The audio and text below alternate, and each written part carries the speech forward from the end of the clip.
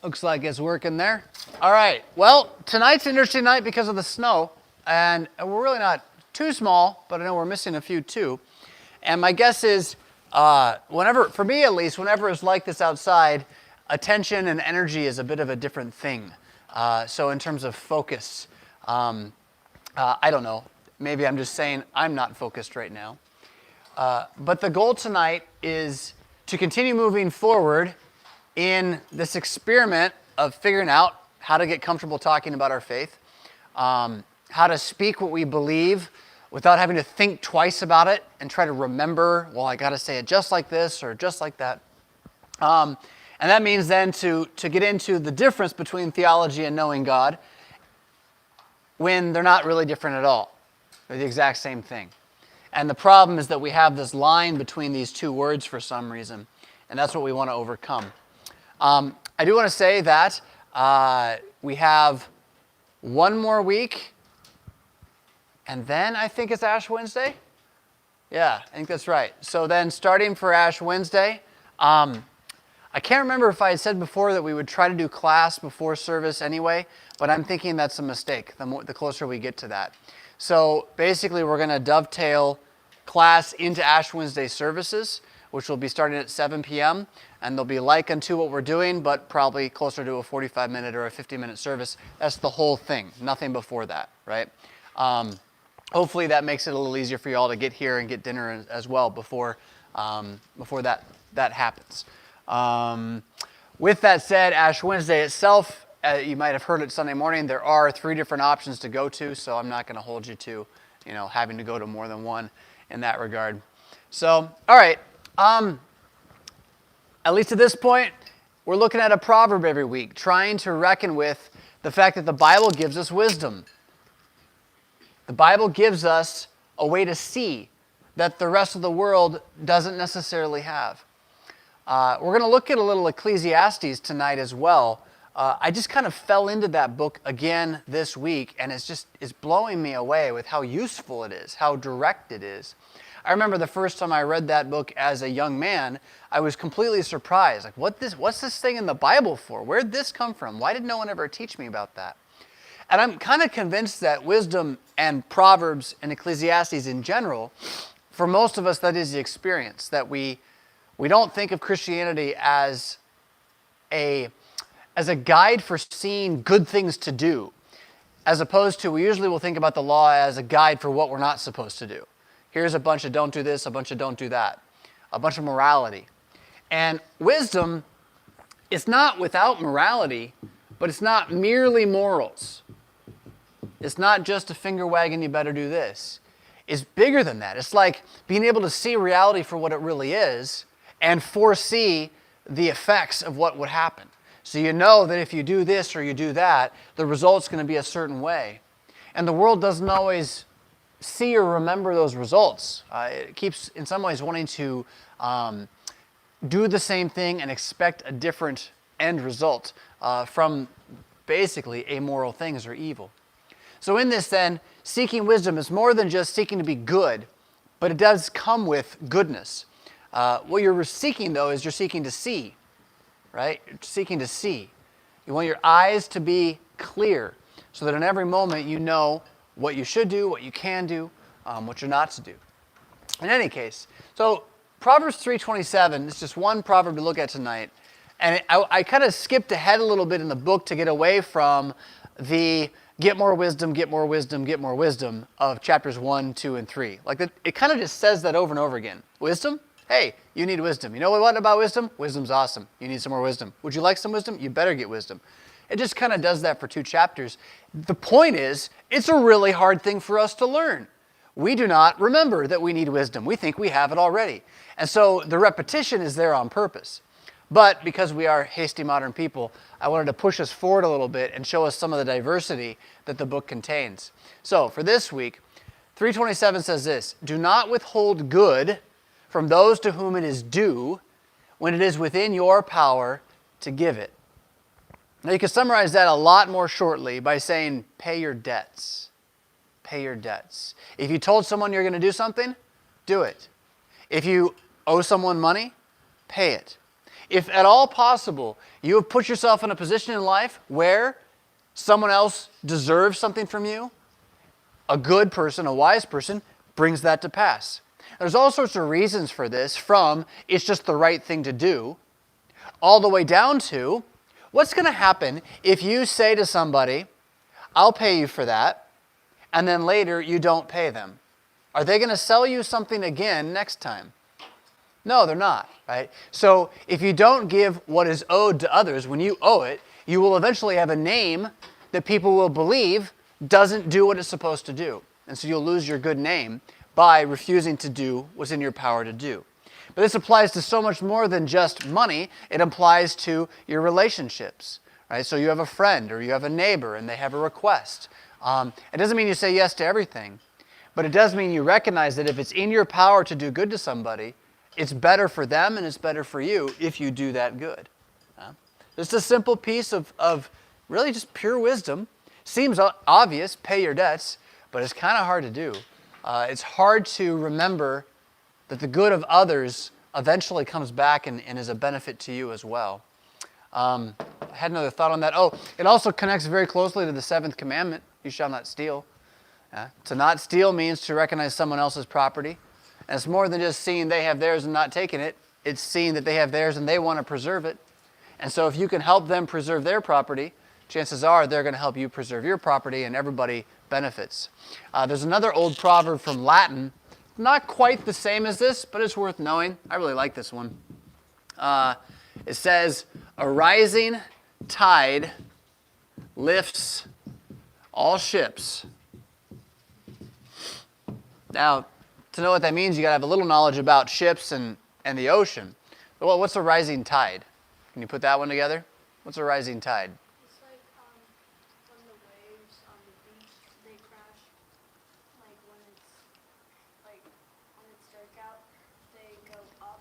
Uh-huh. The tide levels. So the waves on the beach, not necessarily when it's dark out. It depends, but it does have to do with the moon. The waves on the beach come further up or further back on the beach. And so it makes the water level higher at the exact point of land, or lower if the tide goes out, right? So we're talking about the tide going in, though, a rising tide. So now, imagine that you have a rising tide and just right up on the shore, you got a couple of ships that are all sitting there, anchored right off the shore. If the tide comes in, it's going to raise the water level. Is it only going to affect one of the ships? No, it'll affect all of the ships, right? So if you have that water coming in, it's in one sense better for everybody. And the idea behind this proverb then, it has nothing to do with ships. It is to see that if there is something good that's happening for you, it'll benefit those around you. And if there's something good that's happening for those around you, it'll benefit you. And so not to be upset if there's a rising tide in somebody's life, because it's going to help you eventually. If you see someone else having good, it's going to be good for those all around. Now, it's the same kind of idea here. The more you're doing good to others, the more you're going to see that reciprocal relationship. This is not karma, by the way, as I say that. I want to make sure we understand this. Do you guys know what karma is? Does anyone know what karma is? Go for it. It's like if you do something bad, then something bad will happen to you. Right.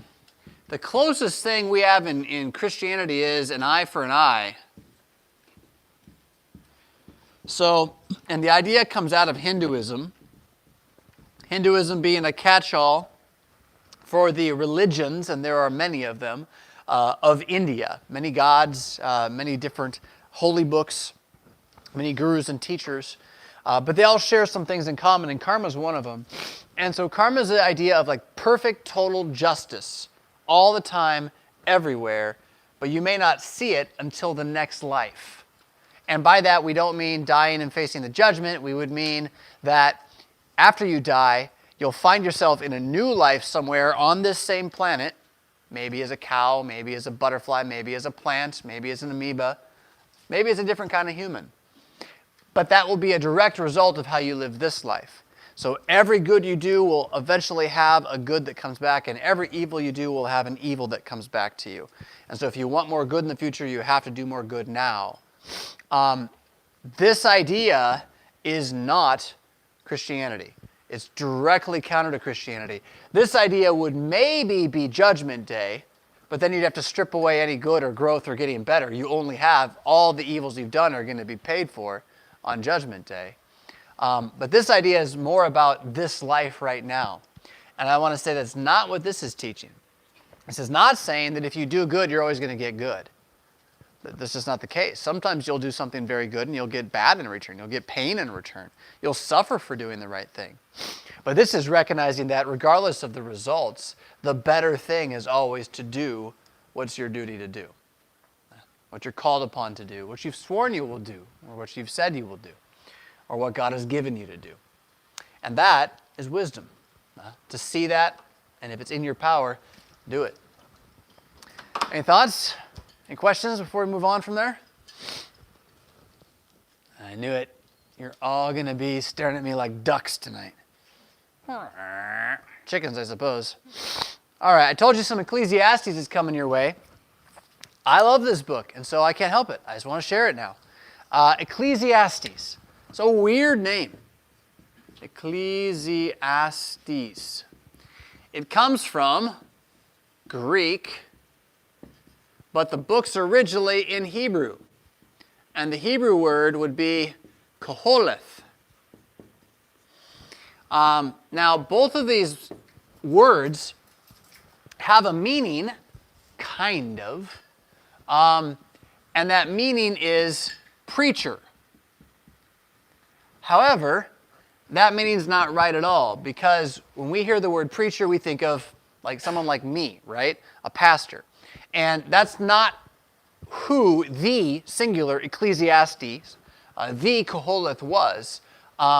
It's more like, you think of like a person who is famous, and if they talk, lots and lots of people are going to hear them and listen to them and believe what they said. Now today, you can do that across the world, even if you don't know what you're talking about, because YouTube can enable you to do that, okay? But imagine going back 2,000, 3,000, 4,000 years, where all you have is horses and like wells and swords. There's no electricity or anything like that. And you have somebody who is so well known that people travel from all over the world just to listen to him talk. And he would sit there and thousands of people would listen to him talk, and they would come and travel and they would go home and they would take that information back. That's how and who Solomon, the king of Israel, was. He was world famous for talking. And so he was known as the preacher. Sometimes you could translate this as the teacher, but I don't think that's quite right either. I don't really know what to use to describe this word. The know-it-all, the guru. Gurus may be closer a little bit. Again, that's a Hindu word that has some bad connotations, but the one who you would want to listen to. All right? So, the words of David's son, it says Ecclesiastes right there in the text. The words of David's son, Ecclesiastes, king in Jerusalem. Now, I'm just going to read a little bit. Oh, no, I'm not. We're going to look at verse 1. I'm looking at, right now, a different Bible translation that was produced by some independent Lutheran pastors. Now, by independent, I mean they're part of the Wisconsin Lutheran Synod, so they're part of a church body that we would respect, but they didn't do this as something for their synod. They just did it on their own. They created a full translation of the entire Bible with a Lutheran intentionality. It's the first time this has ever been done by a group in English that I am aware of. It's kind of weird, 500 years, English has been around this whole time, and we never did it. But they have, so I'm looking at it, and I'm experimenting with it. Some of the stuff we're doing in church, we're using it just to kind of see how it feels. It handles Ecclesiastes really, really well. The first verse of the book in the EHV, English Heritage Version, says, "Nothing but vapor," says Ecclesiastes, right? The guru, the preacher. "Nothing but vapor," says the guru. Totally vapor. Everything is just vapor that vanishes. Now, I don't know. They're trying to bring across something a bit complex, and we're going to look at some other translations to try to help that out. But let's start with this word, though, because it is I think it's pretty accurate for what he's wanting to say. What is vapor? You probably know what vaporizing is better than what vapor is, because you can just imagine some cartoon character vaporizing something or something. Duck Dodgers. You probably don't know who Duck Dodgers is, though. My kids don't. Duck Dodgers of the 24th and a half century? No? Yeah? Okay. Yeah, we grew up watching the same stuff as kids, so. Yeah, Daffy Duck had a thing that he was like this weird super guy. Vaporizing. Doesn't matter. Vapor. What's vapor? Someone help me.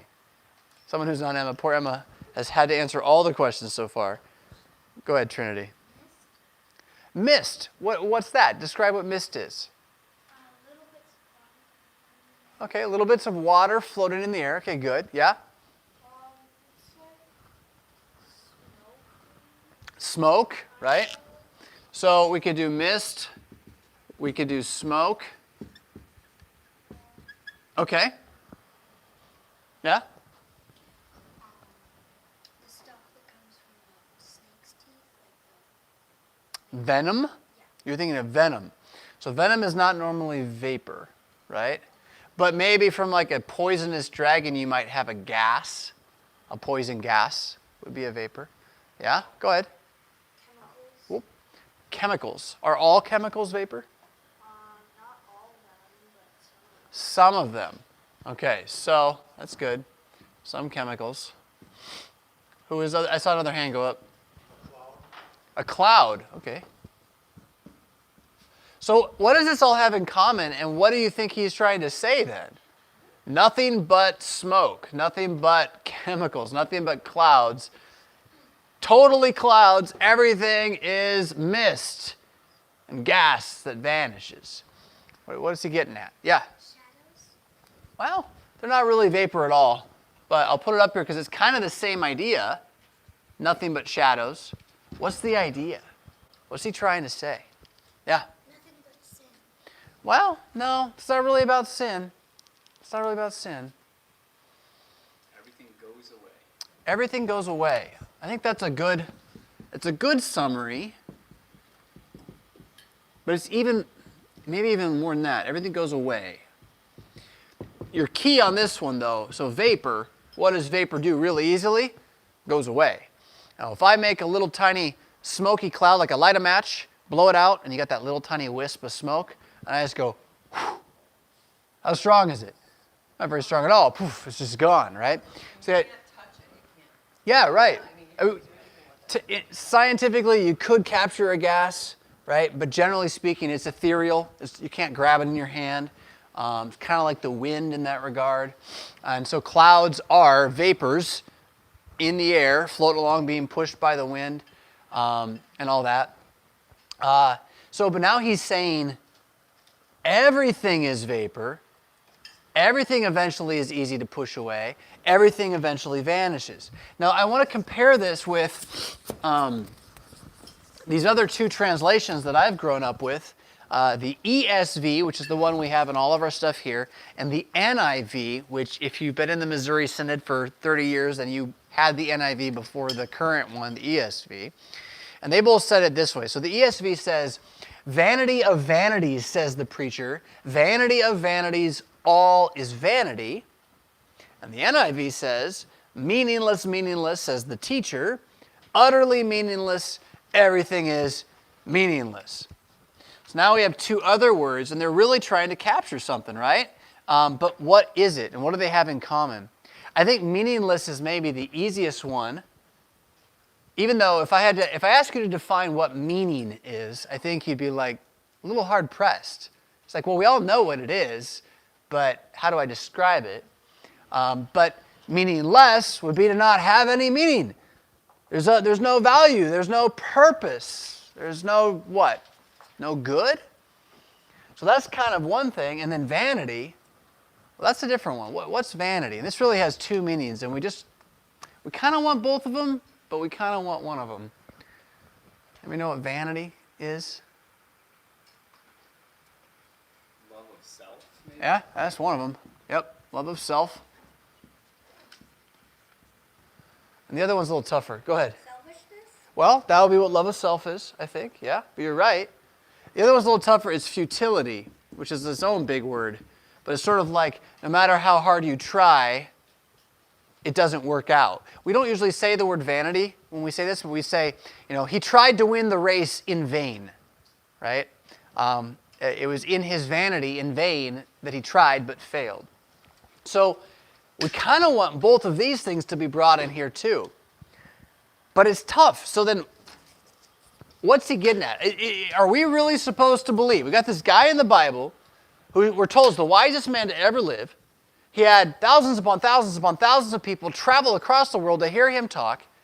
And when he's going to tell us what we really need to know, he's going to tell us that life is vapor, meaninglessness, and vanity, and that's it. He yells it over and over again. It's all completely a waste of your time. When's the last time you heard that preached? I don't really preach it that way, do I? Very often. Now, he says some more that I think is going to help a little bit and kind of put the picture on this. This is not like he's trying to say,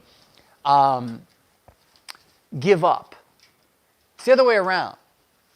He doesn't want you to give up, but he wants you to see what's really achievable, what life really can be, and where its value truly lies. But to do that, he's got to set up what we're facing. And so he says, what does anyone gain by all his hard work at which he works hard under the sun?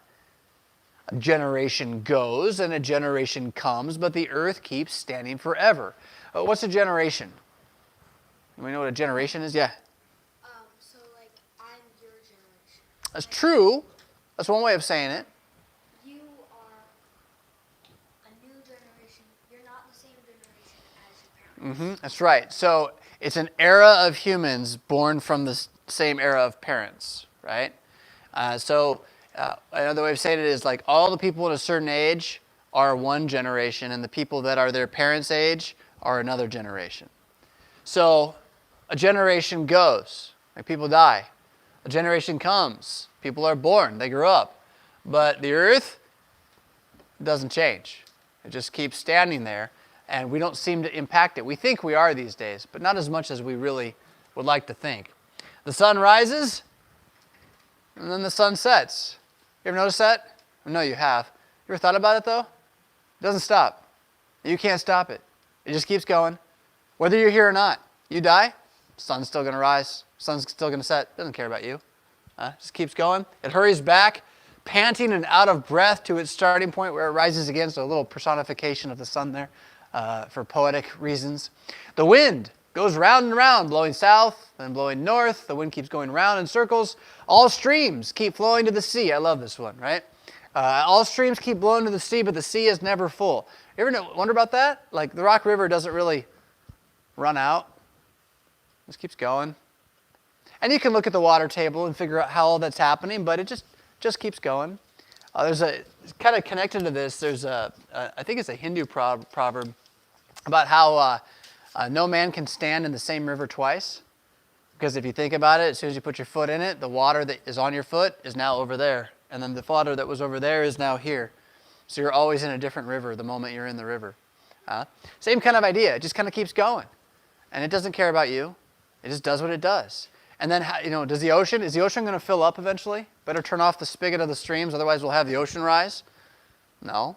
The water table is the entire point. It just kind of keeps going round and round and round. It's never full. Streams keep coming back to the same place, and then they flow out again. Everything, now this gets a little more serious then, and if you went to school today, you know, everything is tedious and tiresome. What catches me is when he says more than one can tell. So I know when I think something's tedious and tiresome, but then there's all the things I think I like. And the thing is, by the time I'm done with them, I'm often tired. And so even what I love wearies me. It wears me down. And then just like the ocean never gets full, the eye never sees enough. I can't wait to see that next movie. I totally need to see it. It's going to make me happy. Well, as soon as you have, you want to see it again. You want to see the next one. Your eye is not satisfied. And same with the ear. The ear is never satisfied. Nothing that you do is satisfying. Eventually, oh, I'm hungry. I need to eat. Oh, I'm full. I need to stop eating. Oh, I'm hungry. I need to eat. Oh, I'm full. I need to stop. It was just over and over again. And it becomes, well, it could be seen as completely futile, just a big circle over and over again. Yeah? What do you do with that, though? We're going to look at more of it next time, but what do you do with this idea? How do you face a world that is, now hold on a second. I thought I put another verse in here. Nope. We're going to do it this way then. Come now. Come now. More Bible. Bible. Ecclesiastes. Go. Because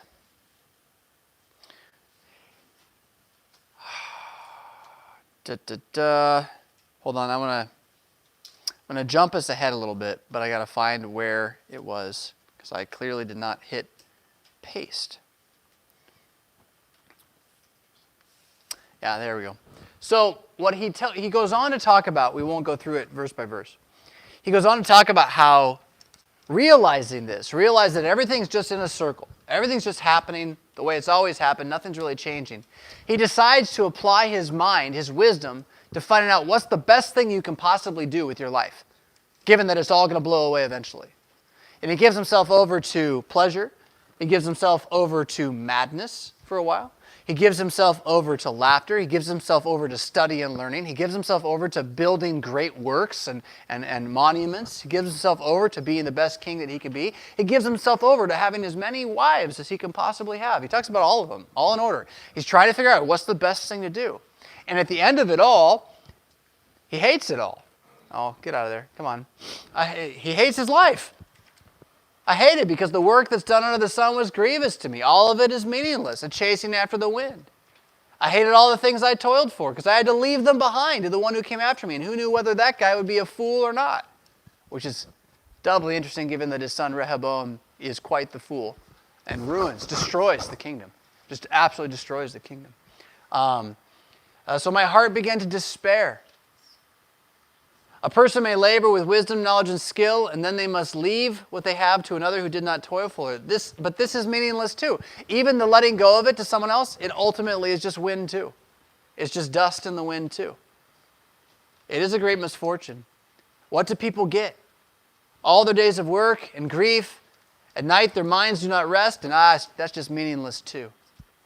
So then there's this. This is where he kind of gets to. He'll come back to this more than once, but a person can do nothing better than to eat and drink and find satisfaction in their own toil. This too I see is from the hand of God, for without him who can eat or find enjoyment? To the person who pleases him, God gives wisdom. Oh, let's see, there it is, wisdom. That's what you want. Knowledge and happiness, but to the sinner he gives the task of gathering and storing up wealth to hand it over to the one who pleases God. This too is meaningless. So at the end of the day, since you can't escape the fact that life's going to be what life is, regardless of what you do, you have two ways of looking at it. You can try to reject that and go and gather as much as you can anyway. Now, the sinner he goes out and he builds a barn and then puts food in it and builds a bigger barn and puts food in it, builds a bigger barn, puts food in it, and then dies. And that's what God gives him. That's all God gives him. And then there are those who are wise and see that, which doesn't mean you never build a bigger barn, doesn't mean you never gather. You know that when you gather, eventually it's going to be turned into dust. But because of that, you focus instead on, well, something different. Let me kind of shift the way we're looking at this here. What is the focus of the person? That's the wrong one here. That's what I want. To the sinner. The person who is gathering and storing. Where's their focus? Are they focused on the past? Are they focused on the present? Are they focused on the future? Future, right. So the person who doesn't understand that all is vapor is always living trying to make the future something different than it is, which means they never are able to just be here today. Whereas what he says God gives is today, the present. And that today's food and drink and people that you run into, these are meaning. even in a world in which we're all vapor and dust and blowing away, the present moment is a gift, one to be enjoyed with each other. That might seem really obvious. That is a hard emotional lesson to learn. And I think it's even tougher for Americans because we are always planning for the future. We are always productive. We are always pragmatic. We're always trying to fix and improve everything. And you can just get caught up in it. Whereas go, go, go, go, go, go, go. And I'm not saying don't put your hands to good tasks. You want to find satisfaction in your toil. You want to find satisfaction in your task. But part of that is finding out that it's just today. It's done with today. And if I'm so focused on tomorrow that I miss today, all I do is die and leave it behind, as opposed to spending time with the people that are right there in front of you. Now, he goes on and he'll talk about the hand of God and how your religion plays a part of this. And so to do this in God's sight means to do it under his wisdom, to do it under his knowledge and in faith. So it's not about not having faith. I think this is maybe why Lutherans don't talk about this a lot, though, because where is Jesus in this, right? Where's Jesus been? Well, Jesus is the grace to look at a world built of dust that's blowing away and be okay with it. He's risen from the dead. And because of that resurrection, I don't have to worry about building a permanent castle here, a permanent life here. I can trust in the life to come, the mansion he's building for us on the last day. And I can just live with what we have here. It's very much only possible through an understanding of Christ and his holding of us in his hands to believe this. But I'm convinced, and I don't know, you're my guinea pigs here again. I'm kind of convinced that this is the kind of thing that if people knew it was in the Bible, they might be more interested in learning about Christianity. This kind of wisdom. There's a movement right now.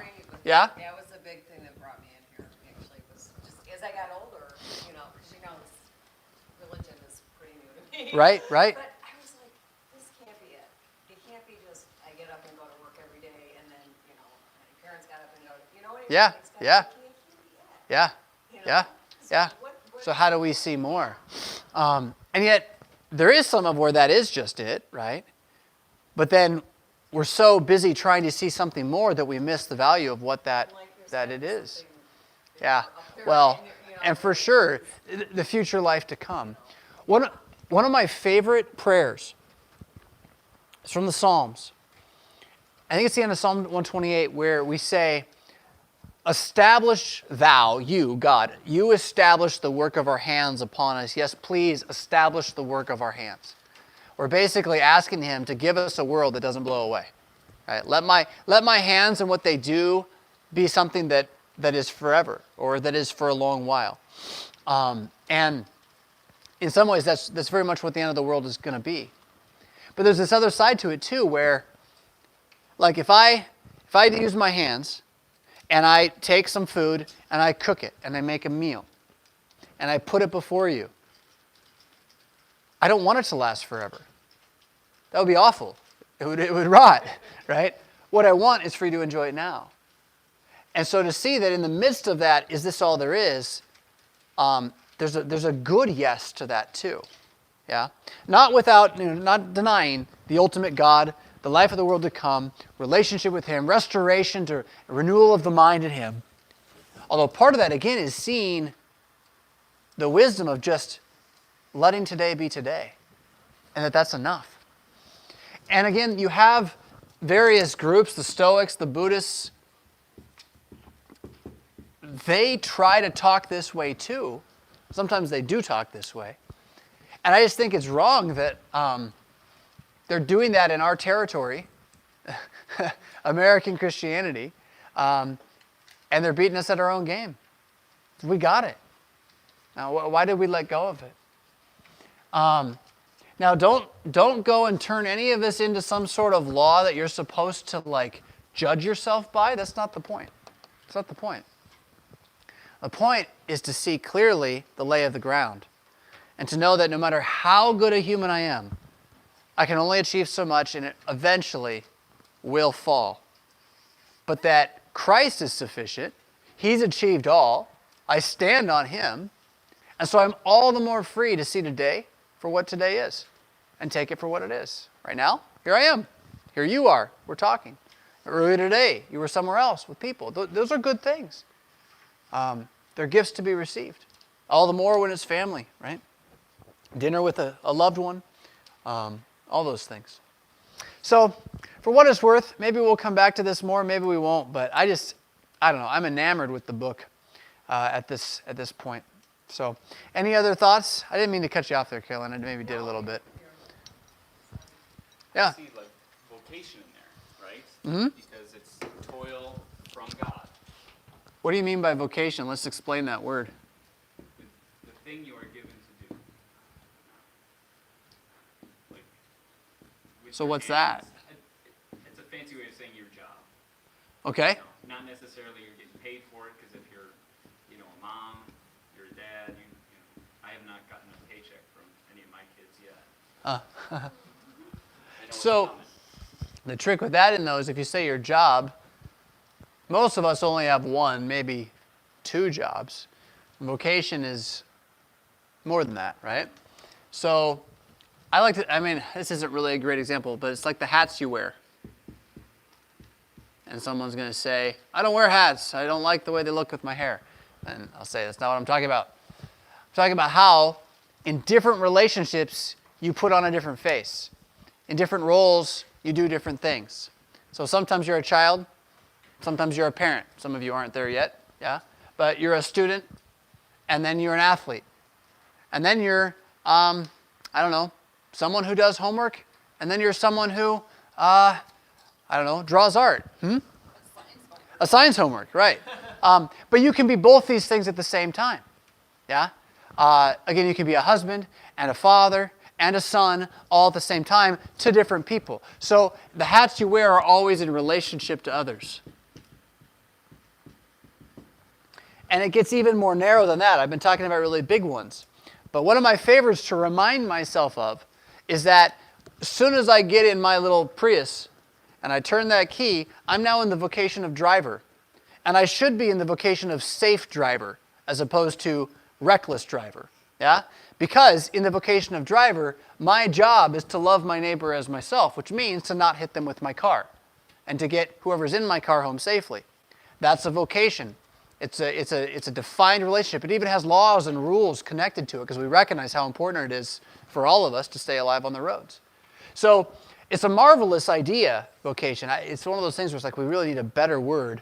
And job gets it, but job can be just such a money-based thing, right? And that's what you're saying, like your kids don't pay you for what you do as a father, though they should. Where are my kids? You should. All the work I do for you. So you were saying then vocation is connected to the previous idea. So what were you thinking on that then? What you had up before, because it says, like, the wise man is toiling, but it's, so we're eating and drinking and finding satisfaction in our toil. Yeah. And it's a gift from God. So it's that first article idea that connected to the neighbor, all good things are happening through that, so God is using this guy to grow crops, this guy to grind flour, this guy to bake bread.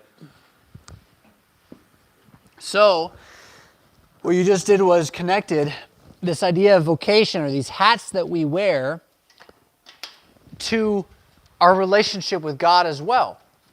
So that every time you fulfill a role that you have as a human with another human, it's a gift God has given to you, but then through you, it's a gift God is giving to that other person. Let's go back to the dinner that I just made, right? I made this dinner, and I'm giving it to you. I'm feeding it to you.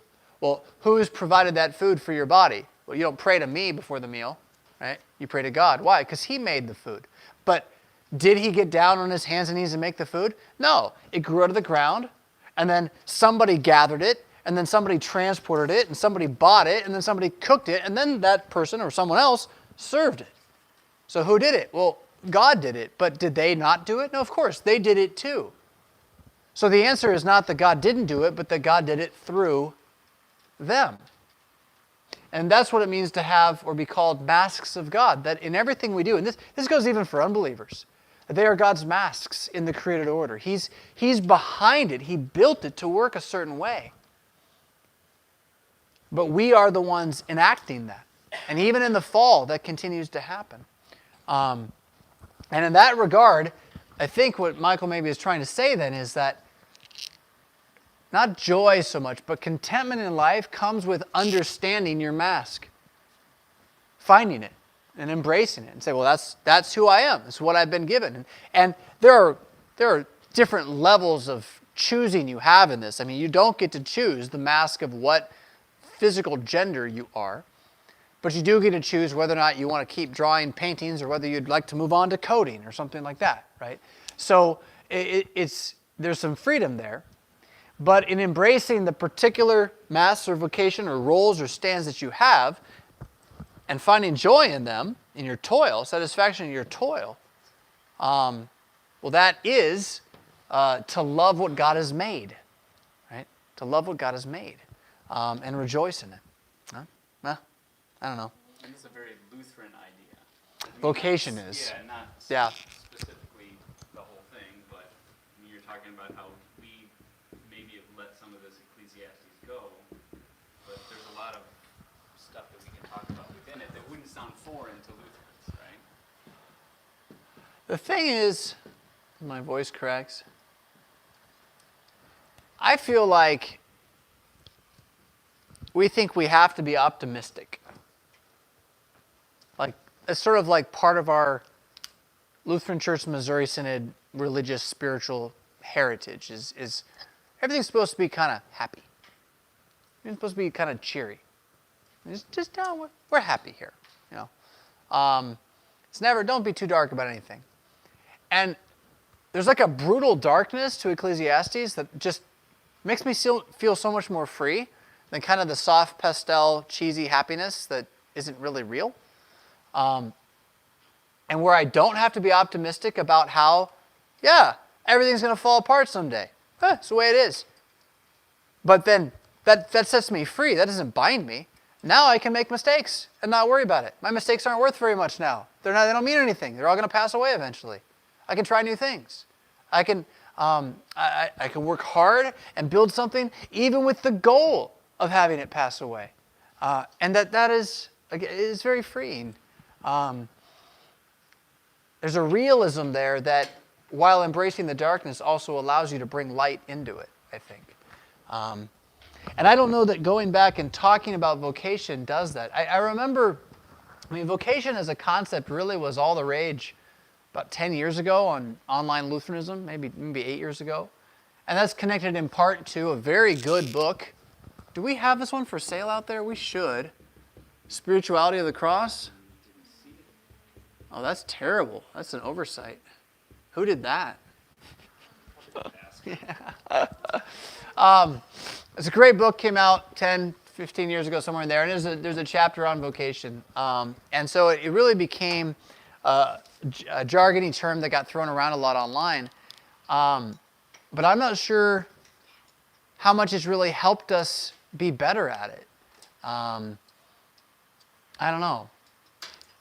I'm not sure what my goal is even with you, other than to say that what this says is so filled with truth that we don't, as Missouri Synod Lutherans, kind of operate with day in and day out, and I think we'd be stronger if we did.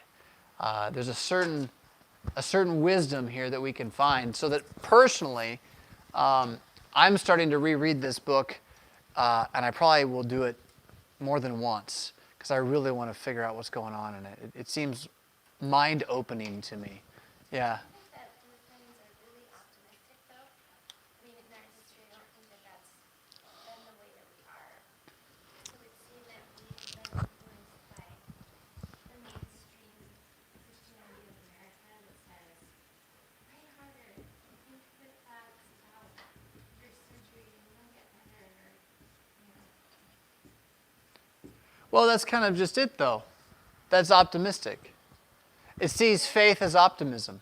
But I don't think that's really the evangelical Lutheran way.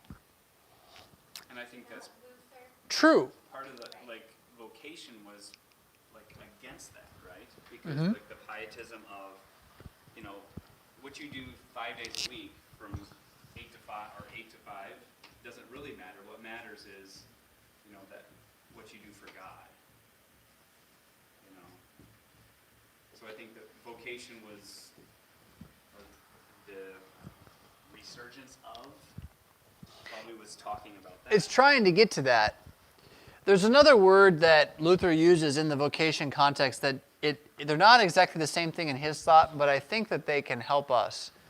And that's to think about, you know, where you stand, or your stand, or making a stand. When you think about your life, where do you stand? What do you stand for? Do you intend to make a stand with your life? And what does that mean? And I think that vocation is a way of talking about the ways and the places in which you stand. I'm going to stand as a good father. I'm going to stand as a worker with my hands in this way. And then this becomes the wisdom of how to stand. How to stand and not be surprised when you fall. How to get back up again. There's a great moment in Batman Begins where Batman, as a young boy, has fallen down into this pit. Anybody remember this? And his father comes down to pull him out. This is kind of one of the places where he first sees the bats and thinks about, you know, the bat cave and all this. But his father comes down to pull him out, and he says, you know, why do we fall down, Bruce? So we can learn how to pick ourselves up. Now, that's not exactly biblical truth, right? But it kind of is, too, right? Why do we learn the way the world really is? So that we can stand in it. As opposed to the rest of the world running around with their fingers in their ears, going, nah, nah, nah, it's all going to be fine, over and over again. And as they do that, they're running from store to store to store, and from job to job to job, and from meal to meal to meal, just trying to put as much together as they can in the hopes that we can pretend it's not all going to fall apart someday. It's just so much more freeing to say, oh, it's all going to fall apart someday. So I'm just going to do what's right here now. And yeah, sure, I'll plan for tomorrow, but not as if I can outwit God. You know, I'm not going to outfigure sin. I'm not going to outdo decay. Not ultimately. I'm going to be content instead with today. And I would again contend that it's grace in Christ that is the freedom to do that. That I could die today, and it's okay. After we take the Lord's Supper, the song that we sing generally, not always, is called the Nunc Dimittis. That's the Latin phrase for now, Lord. So you know this now. Lord, you let your servant go in peace according to your word, right? Sound familiar? There's different ways we sing it. That is from Simeon. Remember who Simeon was? Anybody? Yeah? The guy who, the head priest who told Mary that Jesus was supposed to be in the temple, right? Close, but no cigar, but yes, but no. He wasn't a high priest. He's just an old man. Mary brings Jesus in order to have him circumcised. And he sees Jesus, and he runs up, and he says, this is the Christ. I knew that I would see the Christ before I died. Now, Lord, I can die and go in peace. You have done what you said. I've seen the Savior. Salvation is here. We sing that after we take the Lord's Supper. After we take the Lord's Supper, we say, well, Lord, now I can die. I've seen the salvation. The Christ is here. It's all accomplished. There's nothing more that can come of my life than I already have now. And then, you know, we go home and we make lunch and we get ready for the afternoon and prepare for the next day and just live the next day as well. But at that moment, we're free to die. And really, that means every moment after that, we're free to die. Which the rest of the world's not free to die at all. They're doing everything they can to stop dying. And I'm not saying go try to die. I'm just saying don't fear it. You don't have to fear it. The sun's going to come up. The sun's going to go down. The water's going to flow. You're going to have something to do. You're going to have something to eat. And one day it's going to be over. But then Christ will raise you from the dead and establish the work of your hands. There's power in that. There's a wise power in that. That the power is a patience. It's a patience. You don't have to have it all. You can just have today. And everyone who's trying to have it all, they're missing today. They're too busy chasing it all. And even when they get it, They got their eye on something else. There's a nice little trick from mindfulness. I'm going to come to you here. But I find this very interesting. You can try it on yourself sometime. The next time you're like excited about a food you're going to get to eat, right? Like, I haven't had pizza for a while. I'm going to get pizza tomorrow night. Oh, I'm so excited about the pizza. Can't wait for the pizza. Going to have some pizza, right? You start thinking about what's going to happen, whatever you want to fill in for that. What happens is the more you think about how I can't wait for it multiple times, that day leading up to it, what you're doing is you're training your brain to not pay attention to what's in front of you. You're looking ahead. And so by the time you get to the pizza, you're going to eat the pizza and you're going to realize, I didn't even pay attention to eating the pizza. I was too busy looking ahead because I never learned to see what was right in front of me. Now again, that's a Buddhist insight, but it's true. And it's not disconnected from this, right? That trying to live in the future brings despair. Living in the present is the gift of God. It also will have problems, but to not try to make it more than it is does bring a contentment and a joy that the rest of the world can't know because they're too busy living in the future. Thoughts? What's our time at? Yes, you had your hand up. This is true. Excuse me. Doesn't the guy who talks about Jesus in the temple when he's getting circumcised? Simeon. Simeon. Got it. Doesn't he die like? No idea. So the question is, doesn't he die like the day after? No idea when Simeon dies. He could have lived another 10 years. Probably not, but Was he like really old? yeah. He tells us he was old. He doesn't really tell us how old he was specifically, but that he'd been waiting for the consolation of Israel, Jesus, and he'd been told he would see Jesus before he dies. And now he's okay with it. And it's more about being okay with it, though, right? Being okay with dying. That's a weird thing. It's a superpower if you got it. It doesn't mean you want to. Paul's amazing like this. Paul will talk about how, like, he knows for a fact to die is better than be alive because when you die, it's not that you get to go have a lot of fun in heaven. It's that the sin is gone. So even though you don't have your body in heaven, you're waiting for the resurrection, even though, who knows how long it'll be until you can have pizza again. I have no idea if floating in heaven, without a body, you get to eat pizza. Probably not. So you got a long time to wait for pizza if the world doesn't end for a while. Even though that might be the case, it's better to be there because the sin is gone. And yet he says, even though I know it's better to be there because I finally won't have to hate my neighbor, I'll be just done with that forever, I know that for my neighbor's sake, it's better that I be here to serve my neighbor, even though I don't love him the way I should. And so Paul says, I'm convinced I'll remain for a while because you, he's writing to one of the churches, need my help right now. And so even though I know it's better to die, I know God's going to keep me alive. Now, I share all that just to show you again how he was like either or. If the Lord takes me, praise his name. If the Lord leaves me, praise his name. What do I have right now? What's in front of me? And hands to do something with. Again, there's a great freedom in this, a great wisdom in it. So, I wonder then how well that connects to what we've been looking at with our kind of language creation here. Augsburg Confession Remix. I don't know what to call it. Been talking about theology, knowing God, and the hidden supernatural. The creator who's unseen is all we did all this last week, right? There's an unseen creator, there's a seen creation. There's also an unseen creation. So behind all of these things, there's a spiritual order going on of which you're a participant. Your body is spiritual. And so there's things you don't see that your body is. And we believe that that's a result of God's being the creator. So the first thing of Christianity is knowing there is a God. There's a true God, a supernatural God. The second thing then is recognizing how our nature is shifted. Right? So if this category is God, the Trinity, then this category is sin, right? The animal nature, the instinctual wickedness of us as the sons of Adam and the resulting carnage. It's quite a word. Carnage, fallout, or disaster, or when you rip something up or where something gets destroyed. It's carnage. So because of our animal nature, the instinct we have that drives us to do things only for ourselves and not for others, the result is pain for others. And I don't know if what we've been talking about really connects into this, aside from to see that what the animal nature leads us to do is to reject vocation as a gift for others and to turn all stands into stands for ourselves. And in doing that, we divide rather than unite.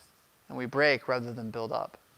And so this is, the reason why everything's fallen apart is because of this thing built into us, which has affected the whole world in the fall, right? The cataclysm or the fall, that everything that we touch with our hands now has received our brokenness. And so there's cracks in the concrete, and there's thorns on the roses. And if you put a lamb and a lion together, they don't lay down and hang out. The lamb eats the lion. The lion eats the lamb. So there's a rebellion in the orders of earth that needs to be dealt with. Now, what I don't have here would be the next article. So if we're dealing with articles, main ideas, right? There's a triune God. We have a sinful condition. And then number 3 is what God does about it anyway. Article 3 is Jesus. Who he is, what he's done, the creed, especially when we get to his death, his resurrection, his ascension, his return, those things. So, I don't know. I really don't even know what we're doing with this class. We're trying to learn together, and hopefully we are. We're just about out of time. Yes? So, when the fall happened, the roses didn't have thorns till we touched the roses. Until the fall happened. I don't know how to describe it, but I can tell you how I imagine it. Okay? Here's how I imagine it. Take like a movie screen of a perfect garden, perfect world, with like lambs and lions playing with each other and all this stuff, right? Pretty fruits and all this. And then there's this big fire wave that goes through the whole universe. And it goes across the screen. As it cuts across the screen, what it leaves behind is a different world. So the world that's beautiful and perfect just rips away, and the world behind suddenly has everything there but changed. So where there was a rose, now there's a rose with thorns. Where there was concrete, now there's cracked concrete. There's no concrete in paradise. But where there was no decay, now it decays, now it breaks. Right? So the whole universe just got tainted with our instinctual wickedness. So that even little rodents will bite the hand of the one who bought their food hard when they're hungry. This has nothing to do with something that happened to me personally today with my wife's pet. Vicious thing. Still hurts. So, it's cute, but it hurt. It really did. All right, well, unless you have any other thoughts to add to this, we're at our time. So I appreciate you staying focused on an unfocused, snowy night. Let's go pray.